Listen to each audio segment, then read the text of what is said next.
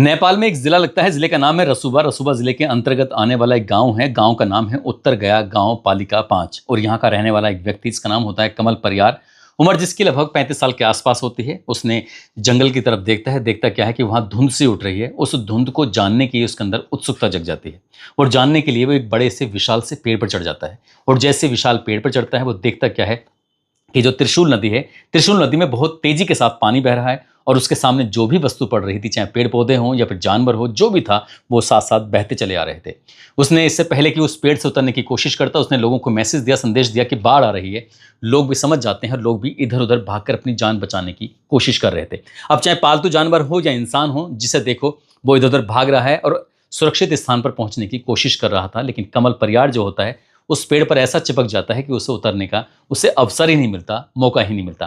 पानी का बहाव कुछ इतनी ज़्यादा तेज होता है, इतना फास्ट होता है कि जिस पेड़ पर वो चढ़ा हुआ था, वो पेड़ भी उस बहाव के साथ उखड़ जाता है और जैसे उखड़ता है तो वो बहने लगता है। लेकिन बहते बहते वो पेड़ कुछ ज़्यादा दूर नहीं गया था, वहीं पास में ही रुक जाता है। लेकिन उसने सोचा कि पानी का बहाव ज़्यादा था, आसपास का जो एरिया था वो पानी से पूरी तरह से घिर चुका था। कह सकते हैं कि ये एक तरह की जल प्रलय थी, यानी कि इस प्रलय से बचने की उसने तमाम कोशिशें की। उसने सोचा कि मैं इस पेड़ को पकड़ लूंगा तो शायद बच जाऊंगा, और उसने उस पेड़ को ऐसे पकड़ लिया जैसे कि कोई सांप किसी पेड़ से लिपटा हुआ होता है, चिपटा हुआ होता है। आधे घंटे में उस जगह की स्थिति कुछ ऐसी हो जाती है, बिल्कुल पूरी तरह से समतल से जैसा हो जाता है। करीब करीब 30 फुट की ऊंचाई तक वो जो कीचड़ था, मलबा था, जमा हो जाता है और जहां जो भी कुछ था सबका सब प्लेन था। घर थे वो भी दब जाते हैं, चाहे वो इंसान हो वो भी दब जाते हैं, या फिर जानवर हो वो भी दब जाते हैं। जहां जहां तक ये की जहां से जैसे से कीचड़ बह रहा है, वैसे वैसे समतल सा होता चला जाता है।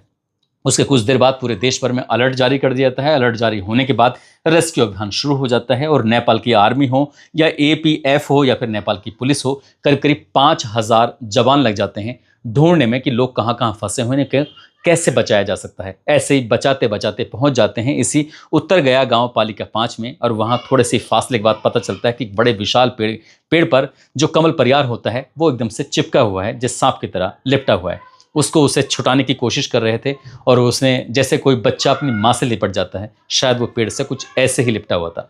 ये कोई अकेला नहीं है, बल्कि इसके जैसे करीब करीब 1500 से ज़्यादा लोग हैं जिनकी ऐसी ही कहानियां बन चुकी हैं। उन 1500 लोगों का कोई अता नहीं है, कोई पता नहीं है कहाँ है। हालांकि पुलिस ने जो रेस्क्यू अभियान है, टीम जो चला है वहाँ पर काम कर रही है, उन्होंने लगभग 177 लोगों की लाशों को जरूर बरामद कर लिया है। लेकिन जो लाश बरामद कर रहे थे तो किसी का हाथ मिल रहा था तो किसी का सर मिल रहा था। कुछ ऐसी भी स्थिति पैदा हो जाती है। यही नहीं, जो लोग गायब हैं, लापता हैं, जिनके बारे में कुछ आता पता नहीं चल पा रहा है, उसमें 500 लोग ऐसे भी हैं जिसमें भारत के भी लोग हैं, अमेरिका के भी हैं, ऑस्ट्रेलिया के भी हैं, अफ्रीका के भी हैं। लेकिन उनका वो क्या है, किस स्थिति में है, किस स्थिति में नहीं है, उनके लगातार पता करने की कोशिश की जा रही है। और कमल परियार जैसे लोगों की ये कहानी बनती चली जा रही। क्या हुआ था, वो जल प्रलय कैसे आया, उसके पीछे की पूरी कहानी क्या है, आज की इस कहानी के माध्यम से जानने और समझने की कोशिश करते हैं। आदाब, नमस्कार, सत श्री अकाल। मैं उस्मान सैफी। 26 अगस्त 2026 की सुबह 8:37 के आसपास का वक्त हो रहा था। नेपाल तिब्बत बॉर्डर पर 4.4 तीव्रता से एक भूकंप की झटकों को मापा गया था, आंका गया था और ये महसूस किए गए थे। अक्सर भूकंप आता ही जाता है, कोई ऐसे बहुत बड़ी बात नहीं है, लेकिन किसी ने ये नहीं सोचा था कि 4.4 का कोई बहुत बड़ा विशाल भूकंप के झटके नहीं होते। लेकिन उसने तिब्बत की सीमा के अंतर्गत आने वाला एक बड़ा ग्लेशियर होता है, वो विशाल ग्लेशियर था, बड़ा पहाड़ था। इतना बड़ा पहाड़ था, आप इसी बात से अंदाजा लगा सकते हैं कि उसकी ऊंचाई होती है जमीन से 17,000 फीट। 17,000 फीट की ऊंचाई थी और उसकी चौड़ाई थी 2,000 फीट। वो जो पूरा ग्लेशियर होता है, पहाड़ जैसा नुमा होता है, बर्फ उस पर होता है, वो एकदम से टूटकर गिर जाता है। और जैसे टूटकर वो गिरता है तो तिब्बत में नदी है, उस नदी का नाम है लहिंदे। लहिंदे नदी में जाकर वो गिर जाता है और जैसे गिरता है तो उसके बाद बर्फ पिघलना शुरू हो जाता है। कुछ ही मिनट लगते हैं, कह सकते हैं कि 3 मिनट लगते हैं। 8:37 पर भूकंप के झटके महसूस किए गए थे। 8:40 पर जो पानी था, वो ग्लेशियर था और बर्फ का पानी था, वो बहना शुरू हो जाता है। जितनी तेजी के साथ वो बह रहा था, जाहिर सी बात है, साफ अंदाजा लगाया जा सकता है, पानी ही एक दुनिया में ऐसा होता है जिसको रोकने की आप प्रयास करें, पानी अपना रास्ता खुद बना लेता है। जैसे जैसे उसे रास्ता मिल रहा था, वैसे वैसे वो रास्ता बनाता हुआ आगे चल रहा था। अब उसके सामने जो भी टकरा रहा था, जो भी आ रहा था, उसको वो अपने साथ बहाता हुआ लेके चला जाता है। जो उसने तिब्बत में तबाही मचाई। तिब्बत में तबाही वो ज़्यादा मात्रा में नहीं मचा पाता, लेकिन 3 लोग वहाँ के मारे जाते हैं। कई कई लोग ऐसे थे जो घायल हो जाते हैं। और जैसे उसने तिब्बत की सीमा को पार करके नेपाल की सीमा में वो एंट्री करता है, तो नेपाल की सीमा में अब ये नदी लहंदे नहीं रहती है, बल्कि इस नदी का नाम अब बदलकर हो जाता है त्रिशूली नदी। त्रिशूली नदी हो जाता है। उसके सहायक नदियां भी होती हैं, उसमें भोटे काशी नदी भी होती है। और ये जो बड़ी ग्लेशियर, जो बड़ी मात्रा में पहाड़ था, जो बहुत विशाल पहाड़, वो पानी के रूप में आगे बहना शुरू हो जाता है। कंक्रीट हो, पत्थर हो, जो भी सामान था, पेड़ पौधे हो या जानवर हो या इंसान हो, सब बहते हुए चले जाते हैं। जो बहते हुए जा रहे थे, तो ये रसूबा जिला हो नेपाल का, या नुवाकोट जिला हो, या धुडिंग जिला हो, या गोरखा जिला हो, चितवन जिला हो, इन जिलों में जाता है, बहता रहता है पानी। ये जल प्रलय आ गई थी, और जल प्रलय आने के बाद तबाही मचाता हुआ निकल जाता है। चीन और नेपाल का एक व्यापारिक केंद्र है, और उस केंद्र का नाम है ग्योरोंग पोर्ट। ग्योरोंग पोर्ट पर बहुत बड़ी संख्या में जो चीन से सामान आता है नेपाल के लिए, वो वहाँ पर इकट्ठा होता है। और जो नेपाल से चीन के लिए जाता है, तो वहाँ इकट्ठा होता है। इकट्ठा इसलिए करते हैं क्योंकि जो भी सामान का आदान प्रदान वहाँ पर होगा, आयात निर्यात होगा, तो वो पहले देखरेख के हिसाब से होगा। और देखरेख के हिसाब से अब चाहे वो उनके लिए गोदाम बने हुए हैं, कंटेनर खड़े हुए होते हैं, बड़ी सुरक्षा के इंतजाम होते हैं, लेकिन इन लोगों को संभलने का अवसर नहीं मिलता, मौका नहीं मिलता। और त्रिशूल नदी में जिस तरह से बाढ़ आई हुई थी, ये भी उसकी चपेट में जाता है। और ये पोर्ट जब चपेट में आता है, तो इलेक्ट्रॉनिक्स गजट हो, चाहे वो मोबाइल हो, लैपटॉप हो, टीवी हो, वो सब बर्बाद हो जाते हैं, ख़राब हो जाते हैं। यहाँ पर चाहे वो निर्यात किए जाने वाले कपड़े हों या आयात किए जाने वाले कपड़े हों या रेडीमेड्स गारमेंट्स हो, जो भी इस पोर्ट पर था, वो लगभग बताया जाता है कि 100% ख़राब हो जाता है, बर्बाद हो जाता है। भोटे काशी नदी और त्रिशूली नदी के किनारे जो बसे हुए गांव होते हैं या बाजार होते हैं, वो ऐसे बह जाते हैं जैसे कि कुछ है ही नहीं। यानी कि प्रकृति का जो ये रूप था, जिसने भी अपनी आंखों से इस दृश्य को देखा था, वो देखते ही रह जाता है और चीख पुकार मच जाती है। कितने ही लोग ऐसे होते हैं जो उस मलबे में दलदल की तरह मलबा होता है, दबते चले जाते हैं, धंसते चले जाते हैं। 20-25 फुट की ऊंचाई तक वो ऐसे ही प्लान करता हुआ निकल जाता है। बाजार में चाहे सैकड़ों टन चावल हो, चीनी हो, दालें हो, आटा हो, ये सब बर्बाद के कगार पे पहुंच जाता है। हालांकि इस बीच में कुछ लोगों ने जब देखा कि पानी का बहाव बहुत तेज है, तो अपने आप को बचाने के लिए कोशिश कर रहे थे, वो ऊंचाई पे जाने की कोशिश कर रहे थे। और ऐसा ही एक वीडियो होता है जो सोशल मीडिया के अलग अलग प्लेटफॉर्म पर बहुत तेज़ी के साथ वायरल हो जाता है। एक लड़का जिसके हाथ में मोबाइल होता है, दूसरा लड़का जो खड़ा हुआ है अपने ही साथी से कहता है कि फ़ोटो खींचना, थोड़ा बढ़िया सा फ़ोटो खींचना। वो बढ़िया से फ़ोटो खींचने की बात कर रहा है। एक छोटे से पुल पे वो खड़ा हुआ था। वो देखता क्या है कि पीछे से बहुत तेज़ी के साथ पानी आ रहा है। अब उसने अपने साथी से कहा कि भगो, लेकिन वो फ़ोटो नहीं खींच रहा था, बल्कि वीडियो बन रहा था। और जैसे वीडियो होता है, वो वैसे ही मोबाइल वो भाग रहा है और वीडियो बनता चला जाता है। वो लड़का, दोनों मोटरसाइकिल बैठते हैं और उस दृश्य को दिखाने की कोशिश कर रहे थे। वो सोच रहे थे कि हम इस सड़क के रास्ते ऐसे भागते चले जाएंगे तो शायद ठीक रहेगा और कोई दिक्कत नहीं आएगी। लेकिन वो तब हैरानी में पड़ जाते हैं, जो नदी होती है, उस नदी से पानी का अब जो बहाव था वो ऊपर आने लगता है। और जैसे वो ऊपर आने लगता है, तो उस वीडियो में देखा जा सकता है कि बहुत बड़ी संख्या में जो लोग होते हैं इधर उधर भाग रहे थे। उन्होंने सोचा कि ऊंचाई पे जाएंगे तो शायद बच जाएंगे। जो ऊंचाई पर चला गया वो तो बच जाता है, और जो वहीं फंसा हुआ रह जाता है वो पानी के बहाव के साथ आगे बढ़ता चला जाता है। 35 ऐसे पक्के पुल होते हैं जो कंक्रीट से बने होते हैं। जैसे आप अपने शहरों में देखते होंगे, इस तरह के पुल जो होते हैं, या जहाँ पर नदियों को पार करने के लिए पुल बनाए जाते हैं, 35 पुल होते हैं जो ऐसे बह जाते हैं जैसे क्या उनका कोई वजूद ही नहीं है। वहाँ उस जगहों पर 45 ऐसे लोहे के झूले होते हैं जो एक गांव से दूसरे या एक शहर से दूसरे शहर को नदी के ऊपर पार होते हुए झूले जो होते हैं, 45 के 45 झूले वो भी बह जाते हैं, टूट कर बिखर जाते हैं। उनका नामो निशान पूरी तरह से मिट जाता है। यही नहीं, 9 से 12 हाइड्रो स्किल होते हैं जो परियोजना की पूरी तरह से तबाह हो जाती हैं। 40 किलोमीटर का एक हाईवे होता है। वो हाईवे को अगर किसी ने देखा होगा या वहाँ मौके पर होंगे, तो फिर अब वहाँ जाकर अगर देखेंगे तो 40 किलोमीटर तक वो हाईवे ही नहीं है, गायब हो चुका है। उसकी मिट्टी भी नहीं है, उसके कोई अंश नहीं है, उसके कोई कंक्रीट भी नहीं है, वो कुछ भी नहीं है। सैकड़ों किलोमीटर तक आपने देखा होगा कि ट्रांसमिशन लाइनें होती हैं, बिजली को एक जगह से दूसरी जगह पहुंचाने के लिए जो खंबे लगाए जाते हैं, लाइनें बिछाई जाती हैं, तो वो लाइनें भी नहीं है, वो खंबे भी नहीं है। और जो ये थोड़े बहुत नहीं बल्कि सैकड़ों किलोमीटर तक इस बात का असर देखने को मिलता है। बिजली के खंबे, ट्रांसफार्मर वो पूरी तरह से नष्ट हो जाते हैं।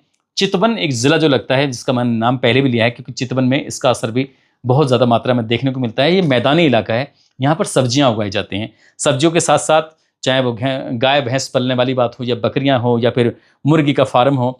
लेकिन जब यहाँ बाढ़ का पानी जब इधर की तरफ आता है तो पता चलता है कि जो खेती होती है, सब्जियां होती हैं, वो कीचड़ से पूरी तरह से सन जाती हैं और जानवर इधर उधर भाग कर अपनी जान बचाने की कोशिश करते हैं। जो जानवर खूंटे से बंधे हुए थे या फिर जो फंसे हुए थे, जो कैद में थे, यानी कि वो घरों में थे, वो वहीं के वहीं उसमें दफन हो जाते हैं, उनकी पूरी तरह से कब्र बन जाती है। ऐसे कई वीडियो सामने आते हैं जिसमें हाथियों का जो बेड़ा होता है, कुनबा कह सकते हैं, या 2 हाथी, 3 हाथी, 4 हाथी, जो जंगली हाथी होते हैं, वो भी पानी के साथ बहते चले जाते हैं। जहां जहां रेस्क्यू अभियान चलाया जा रहा था, ऐसे हाथियों को भी बचाने की कोशिश की जा रही थी। ऐसे ही कैलाश मानसरोवर रूट हो या फिर ट्रैकिंग के इलाके हों, क्योंकि ये इलाके बड़े ही खूबसूरत होते हैं। इन खूबसूरत इलाकों में पूरी दुनिया के लोग जाते हैं घूमने के लिए, और घूमने के जाने के बाद ट्रैकिंग करते हैं तो पता चलता है कि उन जगहों पर रुकने के लिए होटल बने हुए हैं, गेस्ट हाउस बने हुए हैं। और गेस्ट हाउस और होटलों की जो स्थिति होती है, जो प्रत्यक्षदर्शियों ने जो लोगों को बताते हैं, तो पता चलता है कि दर्जनों गेस्ट हाउस का नामो निशान ही पूरी तरह से मिट जाता है, होटलों का नामो निशान ही पूरी तरह से मिट जाता है। उनके अंदर जो सामान रखा होता उनका भी नामो निशान पूरी तरह से मिट जाता है। निर्माणाधीन पुल जो होते हैं, जगह जगह आप देखते होंगे कि सड़कों पर काम चल रहा है, पुलों पर काम चल रहा है, बांधों पर काम चल रहा है, उस पर हाइड्रो पावर जो प्रोजेक्ट लगे हुए हैं वो भी गायब हो जाते हैं, यानी कि पानी के साथ बह जाते हैं या फिर मलबे में, उस कचरे में दब जाते हैं।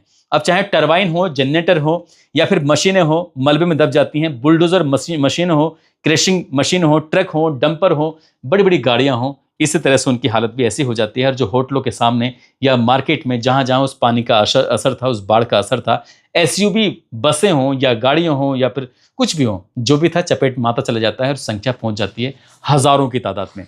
ऐसे हजारों की तादाद में पहुंच जाती है। करीब करीब ये कई घंटे तक स्थिति बनी रहती है और कई घंटे के बाद फिर रेस्क्यू अभियान शुरू हो जाता है। और जैसे रेस्क्यू अभियान शुरू होता है तो एक एक करके गिनती करना शुरू कर देते हैं। जो लाशें मिल रही थी, कोई तो कहीं टंगा हुआ है, कोई बिल्डिंग पर टंगा हुआ है, तो कोई पेड़ पर टंगा हुआ है, कोई पेड़ से चिपका हुआ है, तो कोई इस तरह से जो लोग थे, जो फंस जाता है, वो फंस जाता है, फंस जाता है तो फिर मर जाता है। करीब करीब 177 लोगों की लाशों को चिन्हित किया गया, उन्हें निकाला गया। निकालने के साथ साथ वहाँ ऑफिशियल रूप से घोषणा की जाती है कि 823 लोग गुम होने की। किसी ने बताया कि मेरे माँ गायब है, किसी ने बताया मेरा बेटा गायब हो चुका है, किसी ने बाप के बारे में सूचना दी, किसी ने दोस्तों के बारे में सूचना दी। इस तरह से ऑफिशियल जो डाटा बताता है वो लगभग 823 लोगों का बताता है, लेकिन अनुमान ऐसा लगाया जाता है करीब 1300 से 1500 लोग हैं जिनका कोई नामो निशान ही नहीं है, उनका पता ही नहीं है वो कहाँ हैं, कहाँ नहीं है। इनमें से करीब 500 लोग ऐसे हैं जो विदेशी नागरिक हैं, जो नेपाल में उस वक्त घूमने के लिए आए थे, पर्यटक थे। उसमें सबसे ज़्यादा संख्या होती है भारतीयों की। भारतीयों की संख्या होती है 177 भारतीय हैं जिनका कोई पता नहीं चल पा रहा है। अमेरिका के लगभग 63 लोग हैं, ऑस्ट्रेलिया के लगभग 34 लोग हैं, कनाडा के लगभग 25 लोग हैं। और इन देशों के सहित सहित और लगभग 25 ऐसे देश हैं जिसमें दक्षिण अफ्रीका, मलेशिया, नीदरलैंड सहित 25 देशों के लोग हैं जो उस प्रलय में कहीं ना कहीं गुम हो गए हैं, गायब हो गए हैं। हालांकि उनको तलाश करने की कोशिशें लगातार कर रहे हैं, चाहे नेपाल की आर्मी हो, एपीएफ हो, नेपाल की पुलिस हो, मेडिकल टीम हो। इस तरह से वो तो खैर कोशिश कर ही रहे हैं, लेकिन भारत ने भी ऐलान कर दिया कि आपको चिंता करने की कोई भी ज़रूरत नहीं है। आपको किसी भी तरह की हमें मदद चाहिए, हम तुम्हारी मदद करने के लिए तैयार हैं। नेपाल के प्रधानमंत्री भी जगह जगह जाकर जायजा लेने की कोशिश कर रहे हैं। उधर चीन ने भी मदद के लिए एकदम हाथ बढ़ाने का ऐलान कर दिया है और भारत की तरफ से 37 टन लगभग राहत सामग्री वहां पर पहुंचा भी दी गई है, ताकि लोगों को कुछ राहत मिल सके, लोगों को मदद मिल सके। और ऐसा एक अनुमान लगाया जा रहा है कि इस प्रलय ने, जो जल प्रलय वो आई थी, ग्लेशियर के टूटने से, बिखरने से जो वहाँ पर बाढ़ आई थी, उस बाढ़ की वजह से लगभग 12,000 करोड़ रुपए का नुकसान हुआ है। इस नुकसान की तो भरपाई हो जाएगी, लेकिन किसी के घर का अगर कोई सदस्य चला जाता है, उसकी भरपाई करना बहुत ही मुश्किल है, क्योंकि मुश्किल ही नहीं बल्कि नामुमकिन है। ऐसी लाशों के ढेर जहाँ जहाँ तहाँ फंसे हुए थे। एक दृश्य ऐसा भी देखने को मिलता है कि जो बचाव दल होता है वो जा रहा है, वो देखते क्या है कि एक इंसान का पैर है जो घुटने से नीचे थोड़ा सा हिस्से से अलग हुआ पड़ा था। ऐसे ही लोगों को जब चोट लगती है तो चोट लगने के साथ साथ उनके शरीर के चीथड़े भी उड़ जाते हैं, लेकिन क्यों उड़ते हैं? ये सिर्फ टकराने की वजह से। जब एक दूसरी चीज़ों से टकराते हैं, जैसे जो बिल्डिंग है उसमें बह जाती हैं, गिरना शुरू हो जाती हैं, तो जाहिर सी बात है इंसान का तो खैर क्या वजूद होगा जब ये बड़े बड़े पुल न रहे थे। ऐसी स्थिति में जब ये नदी का मैं जो भी चपेट में आ रहा था, सामान बह के जा रहा था, तो इस बीच में कुछ ऐसे भी लोग हैं जिनकी शक्ल सूरत बड़ी अजीब किस्म की होती है, जिनको ऐसे वक्त में सिर्फ फ़ायदा उठाने का मौका मिल जाता है। तो ऐसी भी वीडियो वायरल हो रही थी कि लोगों ने, जो गैस के सिलेंडर हैं या कुछ सामान बहता हुआ आ रहा है, तो उसको भी अपने कब्जे में लेकर घर में भागने की कोशिश कर रहे हैं। उन्हें लग रहा था कि आज लूट का बहुत ही शानदार अवसर मिला है, मौका मिला है, चलो लूट लेते हैं। लेकिन उन्हें ये नहीं पता था कि किसी का घर उजड़ने के बाद जो सामान आया है वो तुम लूट का सामान अपने घर लेके जाओगे, तुम्हें वो हमेशा उनकी याद दिलाता रहेगा, किसी का हाथ, किसी का पैर, किसी का सर जो इसमें गायब हुआ था। अगर ये तिब्बत में ये जो नदी है उसे लहंदे के नाम से जाना जाता है, और जब ये नदी नेपाल में बहती है तो इसको त्रिशूली नदी के नाम से जाना जाता है। लेकिन ये नदी जब भारत में आती है तो इस नदी को गंडक नदी के नाम से जाना जाता है। अब गंडक नदी जिन जिन जिलों से, या खासकर भारत के बिहार प्रदेश में जो जिले लगते हैं, उन जिलों से जो बहती हुई जा रही है, तो उन जिलों को अलर्ट कर दिया जाता है। उन्हें बताया जाता है कि स्थिति थोड़ी गंभीर पैदा हो सकती है, इसलिए आपको अलर्ट होने की जरूरत है। और यहाँ की सरकार ने पश्चिमी चंपारण, पूर्वी चंपारण, गोपालगंज, सारण, मुजफ्फरपुर, वैशाली, सीतामढ़ी, शिवहर को अलर्ट कर दिया, एक संदेश दे दिया। संदेश देने के बाद कहा कि पानी का बहाव बहुत तेज हो सकता है, इसलिए आप थोड़ा सावधान रहें, सतर्क रहें। और यही नहीं, पश्चिम चंपारण के लगभग 5,000 लोग ऐसे होते हैं जिनको नदी के किनारे से हटाकर बिल्कुल अलग ही सुरक्षित स्थान पर पहुंचा दिया जाता है कि कुछ भी हो सकता है, इसलिए आपको यहाँ पर रहने की बिल्कुल भी जरूरत नहीं है। लेकिन अगर जिस तरह से 26 अगस्त 2026 को ये जल प्रलय आई थी, लेकिन इस जल प्रलय की डेंसिटी कह सकते हैं या क्षमता कह सकते हैं, ये उतनी नहीं थी जितनी इससे पहले आ चुकी थी। पहले की अगर हम बात करें तो ये 19 और 20 जुलाई 1993 की बात है। नेपाल के मध्य पूर्वी में सरलाही एक जगह लगती है, रोतहट एक जगह लगती है, मकवानपुर एक जगह लगती है, धडिंग जगह लगती है। वहाँ पर 24 घंटे लगातार बारिश पड़ती रहती है।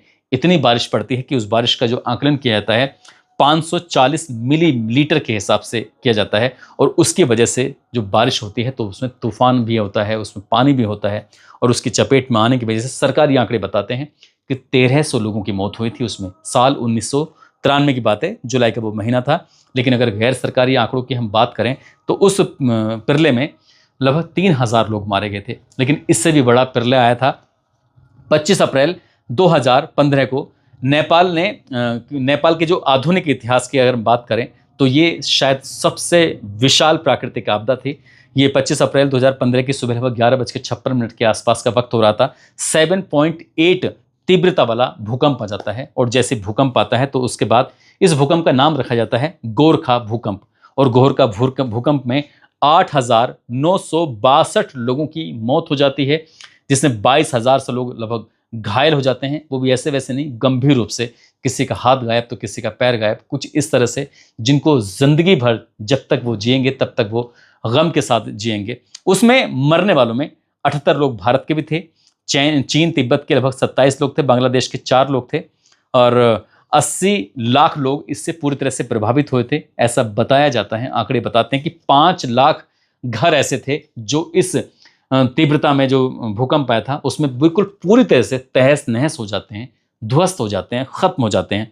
8 लाख घर ऐसे होते हैं जिनमें दरारें पड़ जाती हैं या फिर वो झुक जाते हैं, लेकिन रहने वाली स्थिति में वो भी नहीं रहते।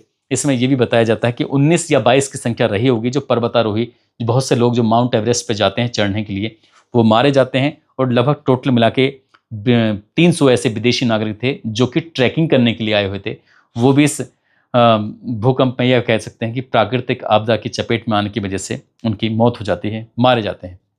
फिलहाल नेपाल को बहुत सारी दुआओं की ज़रूरत है, बहुत सारी राहत सामग्री की ज़रूरत है, नेपाल को बहुत सारे पैसों की ज़रूरत है। कई देशों ने आगे हाथ भी बढ़ा दिया है, मदद भी कर रहे हैं, मदद भी हो रही है, और बहुत सारी दुआओं की ज़रूरत है। जो लोग फंस गए हैं वो अपने, जिनको तलाश करने की कोशिश कर रहे हैं, वो सुरक्षित मिल जाएं। हम भी यही दुआ करेंगे, यही ऊपर वाले से प्रार्थना करेंगे। दोस्तों, इस पूरे घटनाक्रम को सुनाने का उद्देश्य किसी को परेशान करना नहीं है, किसी का दिल दुखाना नहीं है, बल्कि आपको जागरूक करना है, आपको सचेत करना है। इंसानों द्वारा जो किसी तरह की प्रलय होती है, शायद एक बार को उससे बचने की कोशिश हो सकती है, बचा जा सकता है, लेकिन जब प्राकृतिक अपना रूप गुस्से वाला करती है, रुद्र रूप लेके आती है, तब शायद उसके बचाव के लिए, उससे बचना बहुत मुश्किल होता है। क्योंकि प्रकृति को हम किसी न किसी रूप में तो नुकसान पहुंचा ही रहे हैं, कभी नए नए कंस्ट्रक्शन के नाम पर, कभी नए निर्माण के नाम पर, तो कहीं डेवलपमेंट के नाम पर। इसलिए जब प्रकृति को हम नुकसान पहुंचाएंगे तो प्रकृति तो अपना गुस्सा दिखाएगी ही। ऐसे ही जाते जाते आज अंजुम है, आज इनका जन्मदिन है। अंजुम को जन्मदिन की ढेरों सारी शुभकामनाएं, बहुत बहुत मुबारकबाद। और कुछ लोगों ने नाम लेने की अपील की है, जिसमें सर्वेश यादव, जयपाल सिंह रोहतास, रामनिवास, प्रमोद, यश, धर्मेंद्र, ज्ञानेंद्र राजपूत, मोहम्मद अलाउद्दीन, सत्येंद्र कुमार संघवी, मुजीब गहलोत देशवाली, दीपक यादव, आसिफ खान, फिरोज सलमानी, अनकाश पांडे, सोनू, सिकंदर अली, रंजीत चौहान, दिलीप लकड़ा, अबरार खान, अतुल कुमार, ब्रजेश कुमार दुबे, अनिल यादव, अयूब अंसारी, अशोक कुमार जैन, मुकेश कुमार, रामपाल, राधा सिंह, फहद, हैप्पी, इनकी बहन है ये अंजुम, इन लोगों ने नाम लेने की अपील की थी। आप सब लोग अपना ख्याल रखें, सुरक्षित रहें। जय हिंद, जय भारत।